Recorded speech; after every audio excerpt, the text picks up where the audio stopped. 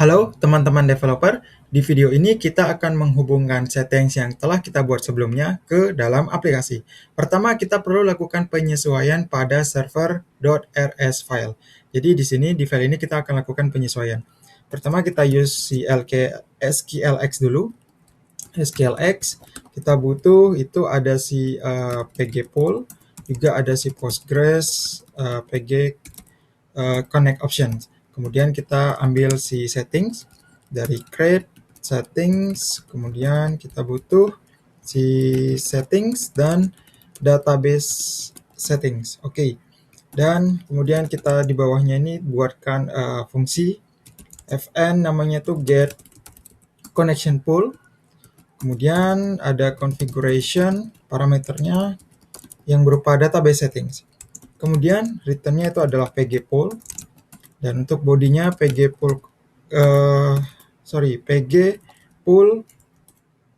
connect option. Oh sorry, kok pg connect option ini kan sudah. Di sini yang benar adalah pg pool option. Ya, ini yang benar, bukan pg connect kan, karena pg connect sudah dihandle di sebelah di file settings begitu. Di sini pg pool options kita buat di sini acquire timeout. Kemudian di sini std time, duration, kemudian from seconds-nya ini mungkin kasih berapa ya? 3. Kemudian connect lazy with configuration yang kita dapatkan, kemudian database connection string. Ya, seperti ini. Oke. Kemudian di bawahnya ini saya tutup dulu. Di bawah sini kita tambah public struct yang namanya application. Di dalam sini ada port yang berupa U16, juga ada server yang berupa server. Ya. Kemudian kita implementasikan method ataupun fungsi begitu. Impl application. Di sini ada public async apa ya namanya? Build app aja. Async fn build app, kemudian configuration yang berupa settings. Lalu di sini kita ambil result type. Di sini adalah self, kemudian std io error. Dan untuk bodinya kita definisikan pertama itu ada variable connection pool, get connection pool, oke, dari si configuration database seperti ini. Kemudian kita definisikan address-nya.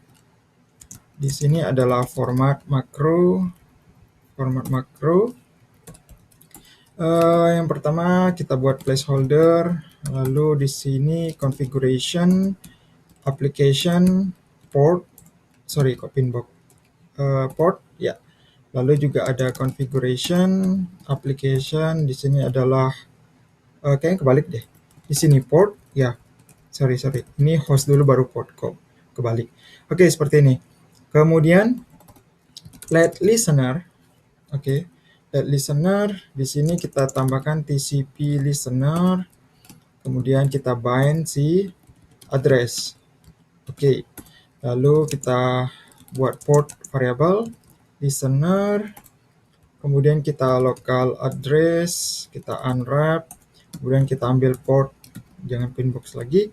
Port. Kemudian yang terakhir ada let server. Kita panggil si start function yang di bawah sini.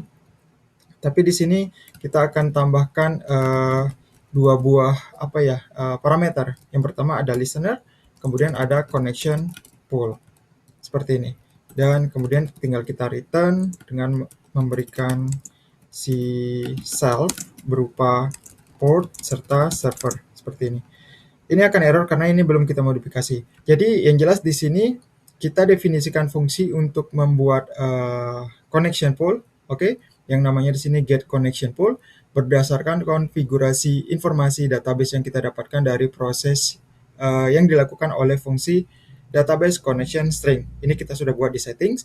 Lalu kita buat juga application struct di sini yang sebenarnya ini tuh untuk menggantikan proses definisi informasi aplikasi semacam address, port yang sekarang sudah ada di sini di main.rs ini. Jadi kita lakukan di sini aja begitu loh. Bedanya ya cuma pakai custom type gitu biar lebih fleksibel lah kira-kira begitu. Kalau teman-teman perhatikan isi method build up ini itu flow-nya cukup mirip dengan yang ada di main.rs file, tapi dengan tambahan adanya connection pool di sini yang mau kita gunakan ke dalam aplikasi nantinya. Terus ada juga oh ya, satu method lagi ini kita perlu tambahkan. Di sini namanya itu pub async fn run app begitu. Dia adalah self, kemudian return-nya adalah result, kemudian std io error. Lalu di sini langsung ke self server. Oh wait, nah di sini. Ya, di sini kita tambahkan run app method yang mana untuk menjalankan aplikasinya begitu. Oke. Kemudian kita modifikasi si start function untuk menyesuaikan dengan parameter kedua ini ya. Jadi di sini mungkin kita indent aja di sini, indentation di sini. Di sini kita tambahkan namanya itu db pool, db underscore pool, tipenya adalah pg pool tentunya. Kemudian di bawah sini kita tambahkan itu let db pool data begini. Kita akan buat data. Di sini adalah si parameter db pool. Kok nggak muncul ya? db pool. Oh sorry, ini kebalik. Bukan kebalik, salah. Kok db ya, db pool. Kemudian tinggal kita registrasikan di sini. Di sini app data. Kalau teman-teman masih ingat, db pool data seperti ini. Oke. Dan di sini kita tambahkan yang jelas itu parameter barunya db underscore pool, tipenya db pg pool. Lalu juga kita jadikan sebagai data aplikasinya, oke? Dan tinggal kita pasangkan atau registrasikan ke application builder-nya. Oke? Dan yang terakhir yang perlu kita lakukan atau modifikasi adalah si main.rs file. Ini kalau kita save tentunya sebentar, ini nggak bisa di move. Oh iya, sorry, ini karena nggak bisa di move tinggal di clone aja ya. Ini udah beres. Kemudian kita modifikasi main.rs karena ini kan error ya. Yang perlu kita lakukan di sini adalah kita nggak butuh lagi tcp listener karena sudah di handle di build up begitu. Kita use aw API setting, kita ambil si get up mode, kemudian use aw API. Di sini server application begitu. Atau teman-teman juga mau menggabungkannya pakai single line itu pakai curly bracket juga bisa ya, bebas.